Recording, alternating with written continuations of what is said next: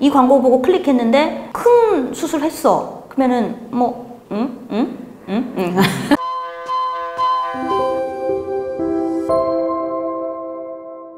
안녕하십니까. 오늘 주제는요, 사회적 거리두기가 전면 해제되고 실외 마스크 벗기 시작하면서 떠오르는 이곳 짚어보겠습니다. 자, 여기 관련해서 지금 마스크를 다 뺐어요. 실외에서. 어떻게 밖에 나갈 때 마스크 빼시나요? 저 밖에 나갈 때 빼죠. 그러니까 저도 이제 이 빼고 다니니까 너무 이런 공기가 다른 공기였구나. 그러니까요. 그동안은 난 내 입냄새만 맡았어.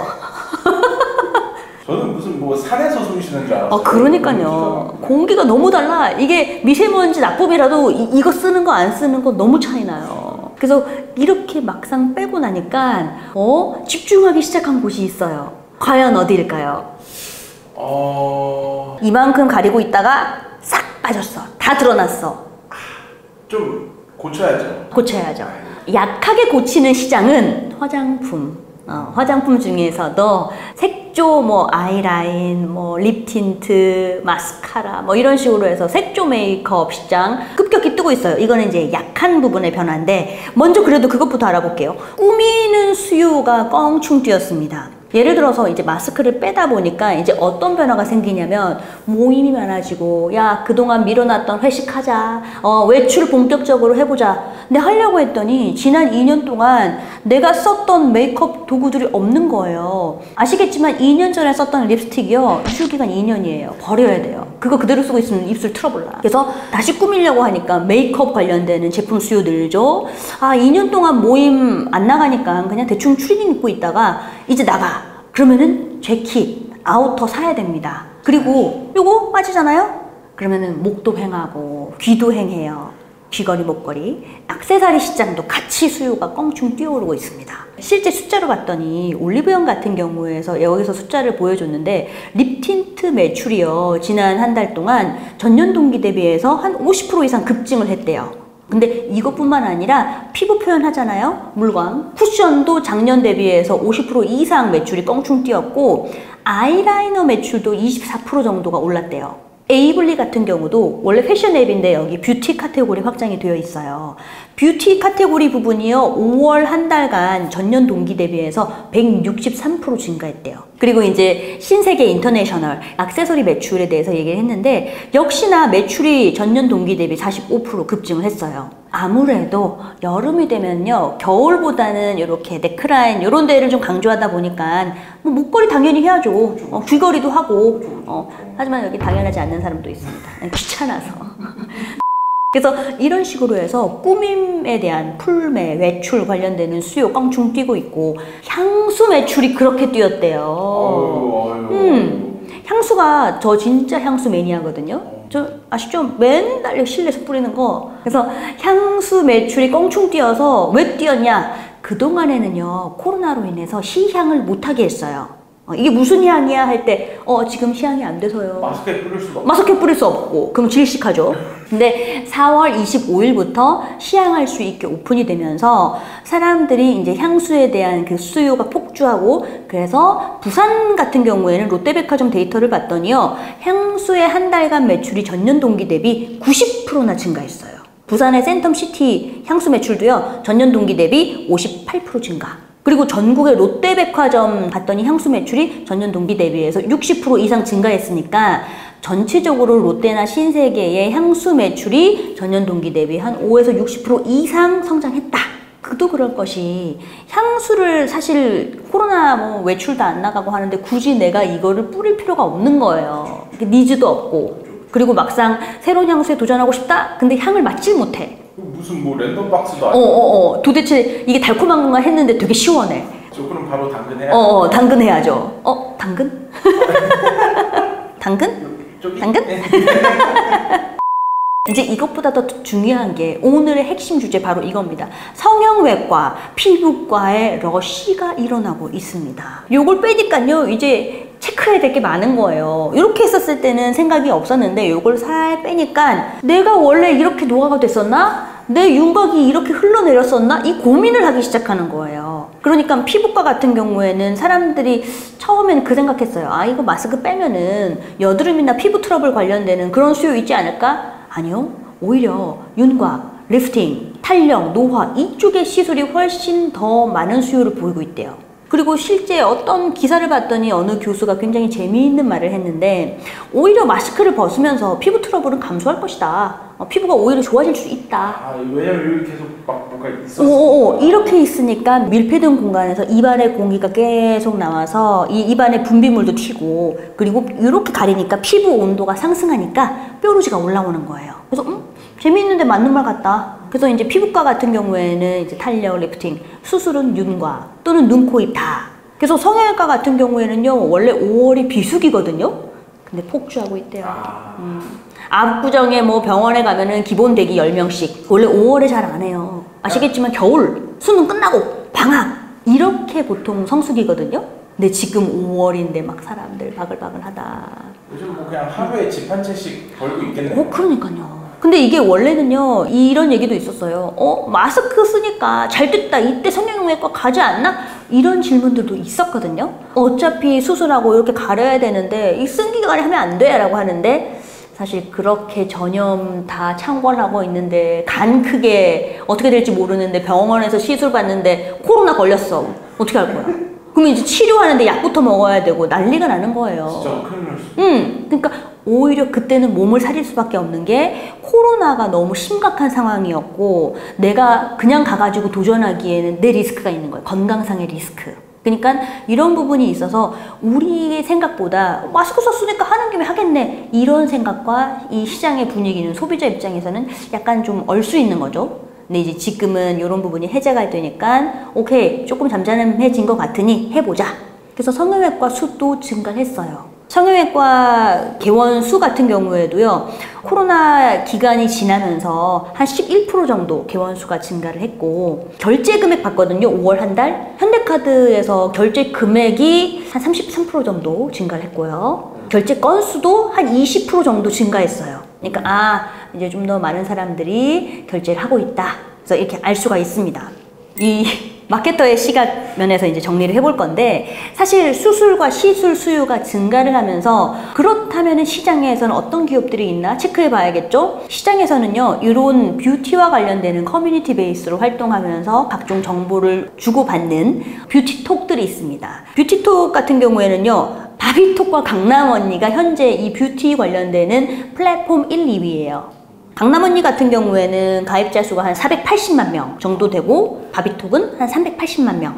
근데 여기는 뭐냐면 이거라 보시면 돼요. 이제 사람들이 막 모여서 강남에 뭐 신사동에서 피부 어떤 시술 잘하는 거 소개해 주세요. 어디에요? 이번에 어떤 할인권 나왔는데 해볼래요? 이런 것들을 이제 주고받는 그런 플랫폼이라 보시면 되겠습니다. 근데 후기도 강남 언니 같은 경우에는 가입자 한 480만 보유하고 있는데 이 사용 후기는 한 100만 건 정도 보유하고 있고 뷰티톡은 한 350만 명 회원 가입자 수 대비해서 후기는 한 50만 건 정도 보유하고 있어요. 가입자 수 대비해서 후기가 너무 많은데 한 번에 여러 명이 후기 시술을 경험하는 건가? 뭐 아니면 뭐 한 번에 싹 받고 눈 따로 코 따로 뭐 입 따로 뭐 그래서 이 보니까 이제 후기도 굉장히 많고 그리고 강남 언니는 일본에도 진출했어요. 그래서 우리나라 같은 경우에는 성형외과, 시술, 뭐 피부과에서 한 1000여 개 기업들과 연계해서 이들이 이제 여기서 다양한 광고 활동이나 정보를 올리고 있고 강남 언니는 일본에서 한 600개 정도의 이 피부과 성형외과들을 연계해서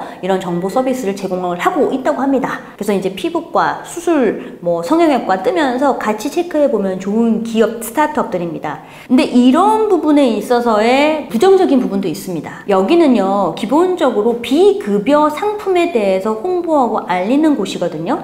건강보험에서 성형수술은 보험 비급여 분야잖아요. 그러니까 광고비가 비쌀 수밖에 없어요. 어차피 한번 모아가지고 전환된다라고 하면은 이 광고 보고 클릭했는데 큰 수술했어. 그러면은 뭐 그러니까 이런 광고비가 기본적인 수익 구조를 가지다 보니까 여기에 브로커들이 껴요. 예를 들어 이거예요. 병원에서 내가 여러 명 모아서 함께 단체로 시술 받게 해주고 그리고 구매 후기 좀 씌워줄 테니까 할인권 줘. 그래서 할인권을 잡아가지고 무분별하게 허위 과장 광고를 해서 손님을 끄는 행위, 이런 브로커가 있는 그런 것도 이제 어딜 가나 이제 시장이 크면 좋은 사람도 있고 뭐 그걸 이용하는 사람도 있는 겁니다. 그리고 이제 이게 이 사람들이 이제 하다 보면은 이게 약간 허위 광고 같은데 또는 과장 광고 같은데 라고 하는데 제재가 없어요. 왜요? 원래 의료법 시행령상 의료 광고는 심의를 하게 되어 있어요. 그래서 함부로 이렇게 변했어요 막 이런 거 표현 못해요. 근데 이게 뭐 예를 들어서 인터넷 뉴스, 방송 매체, SNS는 이제 10만 명 이상의 일간 사용자 보이는 곳 이렇게 한정되어 있다 보니까 지금 이런 플랫폼들은요 의료 광고 심의에서 대상이 아닙니다. 그러니까 이런 브로커나 이런 업체들이 들어와서 약간의 과장 광고나 뭐 허위 이런 걸 할 수 있는 리스크가 존재하는 겁니다. 이건 진짜 큰 문제인데요. 그러니까 이제 대한의료협회에서는 이제 반발을 하는 거예요. 이렇게 무분별하게 소비자에게 대가를 받아서 계속 비급여 상품에 대해서 할인 적용하고 후기 쓰고 하는 것 자체가 국민 건강에 안전에 위협이 되지 않을까 우려된다라고 밝히기도 합니다. 그래서 지금 사실은 이렇게 성장하다 보면 커뮤니티가 성장을 하다 보면은 무엇보다도 중요한 게 정화작용. 스스로가 이제 클린해져야 되고 이런 애들이 이제 톡 튀어나와서 시장에 약간 암적 존재로 성장할 수 있다. 이거를 잘 제거해주고 컨트롤할 수 있는 것도 플랫폼의 역할이 아닌가 뭐 그런 생각이 듭니다. 그리고 한 가지 더 있습니다. 우리가 그 생각을 했어요. 이제 주식 투자하시는 분들은 노마스크 오케이, 메이크업 색조 좋아, 화장품 주가 날라가겠네? 라고 했는데 LG생활건강, 아모레퍼시픽, 한국콜마, 코스맥스 주가 안 좋아요. 우리 예상과 너무 다르게 움직이고 있어요. 근데 이거에 대해서는 지금 LG생활건강이 사실은 역대급 기록을 가진 66분기 이상 연속 매출과 이익 성장을 가져왔던 기업인데 작년 3분기부터 끊겼습니다. 아까 그 매출이 올라갔다고 했잖아요. 근데 이익이나 이런 부분이 꺾였어요. 그리고 작년 3분기부터 이상 신호를 보이고 있는데 가장 큰 이유가요. 이런 업체들의 주요 매출에 많은 비중을 차지하는 곳이 중국입니다. 근데 이제 중국이 뭐 상해, 선전, 봉쇄령도 했죠. 코로나로 인해서 물류 왔다 갔다 하는 거 굉장히 좀 터프했죠. 그러니까 중국 쪽에서 많은 지분을 차지하고 있던 이런 기업들의 매출이 주춤하다라는 겁니다. 근데 이와 관련해서 지금 약간의 변화도 좀 조짐이 이상해요. 아모레퍼시픽에서 가지고 있는 이 헤라가 철수했습니다. 얘네들이 이제 최근 오프라인에 중국 매장 문 닫았고요. 이 위챗몰 온라인 쇼핑몰 진열도 내려버렸어요. 이니스프리 같은 경우에는 또 아모레퍼시픽 산하에 있는 브랜드인데 얘네들이 중국 내 매장이 한 800개 정도 됐는데 올해 말까지 80% 정도를 날리겠다. 그래서 올해 한 140개 남겨놓고 다 날릴래. 그래서 지금 이런 분위기가 감지되고 있는데 사실 이런 부분에 대해서 좀 풀이를 해보면은 이 중국에서도 환구15 뭐 대표적인 미디어 매체입니다. 이런 데서 한국 화장품 K뷰티 빛을 잃었다. 뭐 이렇게 혹평을 하고 있어요. 오히려 뭐 중국 언론은 한국 화장품이 이제 중국 트렌드를 읽는 거에 좀 둔감한 것 같아.